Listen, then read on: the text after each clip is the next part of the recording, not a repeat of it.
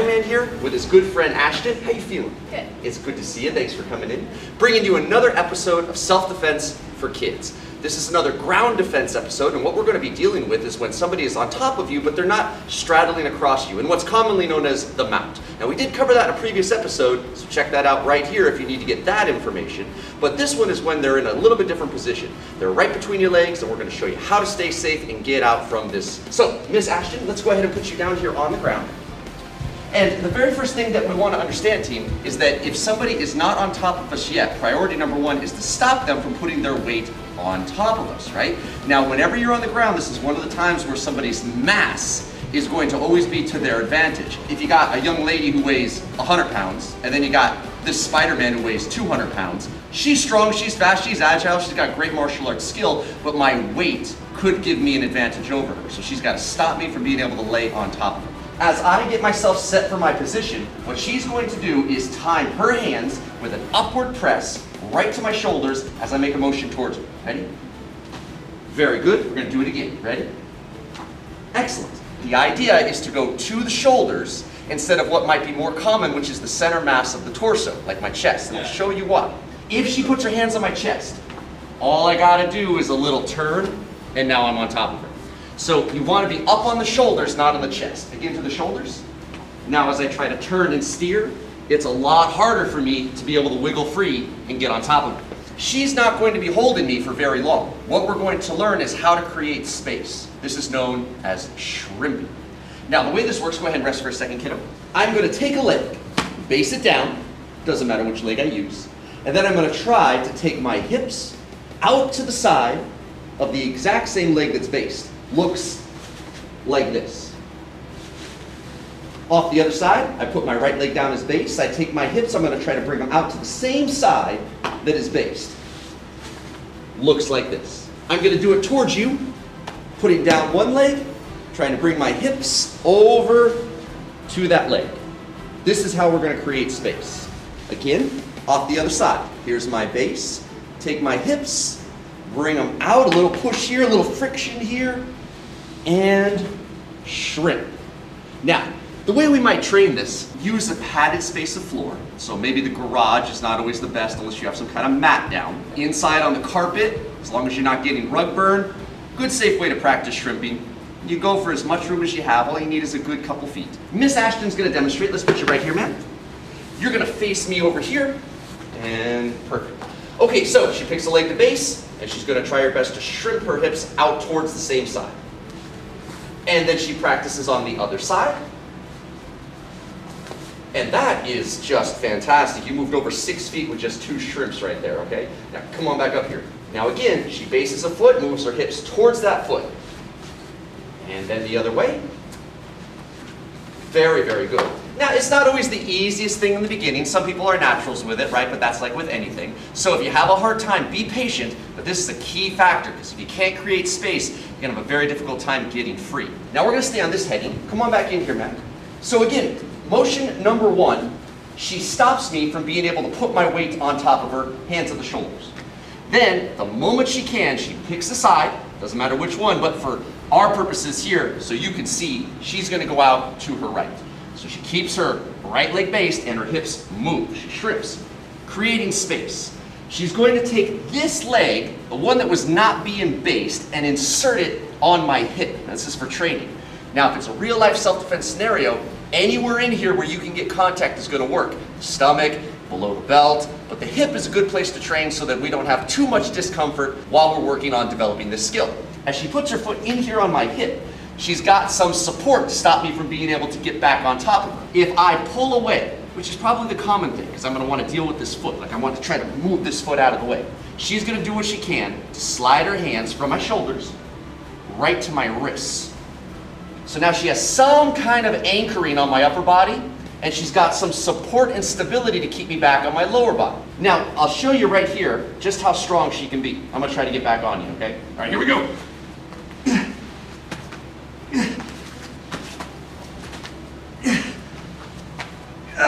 I can't even get my hands free. If somebody is able to slip their hand free and they're up here fighting with you, all she's got to do is start her get up. I pull my hands free, she's going to do her get up, she's up, and we're right back ready to square off from a standing position.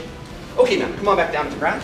Now, in this type of a situation, the threat is very severe, right? Nobody should be messing with you like this. We're not talking about brothers and sisters playing around at home, play wrestling. What we're going to do is make our first priority, of course, to create space and get away. But if this person is determined to harm us, we're gonna strike. And we're gonna use the heel and kick to any good target. Face, the chest, the stomach. For today's training, what she's gonna do is more of a push. That way when we train at home with mom and dad, you also understand a way to do it safely so that nobody's taking hard impact from your kick. You can always put on a body shield and you can let somebody hit you. The idea is to get a sense that once you create space, if there's an opportunity to strike, you remember the old brain to pain concept, make that attacker feel the pain so that they stop thinking about harming you and thinking more about protecting themselves. It might buy you a moment, and all you need is a moment to get yourself up, start screaming your head off that help, help, help, you need help, and run to safety if possible. Okay, so again from here, she stops me from getting on her at the shoulders. She quickly shrimps to create space. Gets her foot to the inside. If I pull away, she slides to my wrist, she gets control.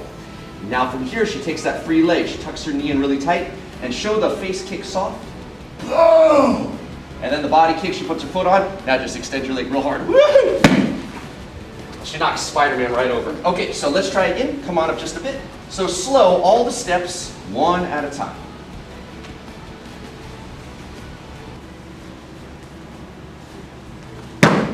Wonderful. If the threat is somebody who is very aggressive and very heavy, instead of going hip and then kick, we're gonna go hip and hip to get even more power to keep them back. From my first initial approach, hands to my shoulders, shrimping to create space, one leg in, then she's gonna get her other leg in and get my wrist at the same time. Now from this here, she pushes hard with her legs. Go ahead and push. And again, I'm moving her, but I'm not getting back on top of her. She's doing everything she can to keep me back. If I start to pull away like this, and the tension relieves from her legs, take this leg and kick me. Boom!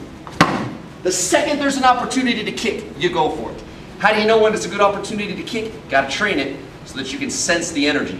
If somebody's coming down on you really heavy, keep those legs engaged and hold them back. The second they start to pull away and they're trying to maybe fight your legs off of you, that's your moment. Pull in your leg and boom! Hard stomp. Any good target. Anything you hit's gonna work. Okay, one more time then. So two-leg defense. Doing the Spider-Man dance. And I start to pull away. Boom! Nicely done. Go ahead and hop up. Give me 5. Come on over here. Everybody, superhero mindset.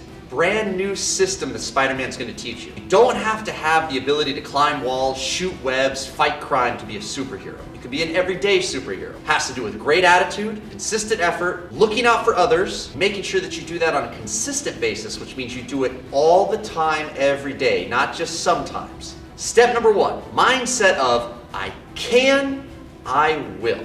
This is the power of belief in yourself. A lot of times we set goals, a lot of times we have ambition and motivation towards those goals that we've set, and then all of a sudden we find out the road is a little harder than we might have expected. Don't let yourself be discouraged. Many a great man and woman have set lofty goals and had many setbacks along the way. Thomas Edison failed, some say hundreds, others say thousands of times when he was trying to create the light bulb. Do you know what he said when someone asked him, "Are you ready to give up yet?" He said, "I haven't failed thousands of times. I've discovered thousands of ways that simply do not work." Isn't that cool? He was fully committed to his goal. A lot of times we might have one little setback, or we might find ourselves defeated. And sometimes it could be a big defeat. But if you quit, it's over. Done. No more. Find a way instead of a way out. There's hope. Sometimes hope is all you need. Even in the worst defeats, if hope survives, there's a chance. And that means it's still possible. Start each day with an I can, I will attitude. School, a report that's due, friendships, whatever the activities that you're involved in after school. Instead of thinking, I don't want to do this, I don't want to do this, and you ask yourself, why don't I want to do this? I bet you a lot of times it's because it requires something from you that you're lacking. Maybe it's too challenging. Maybe you're lacking in self-discipline. Maybe you're lacking in the right type of physical ability. Well, why are you doing this activity? To help grow and develop those. If mom and dad say that your mentor, your coaches, your teachers are good and you should listen to them, listen to your parents' advice. Persevere. I think you'll grow stronger because of it. I can, I will is a reminder that in our darkest times, if we believe in ourselves, there is still hope that we can become better, that we can achieve success, that we can find joy in all that we pursue. Ashton, thank you so much for helping. Give me 5. And we'll see you in the next episode. Hey, thanks for watching. If you like our videos, please subscribe to our channel. You can also like our gym on Facebook at Pecораro's Fitness and Kickboxing.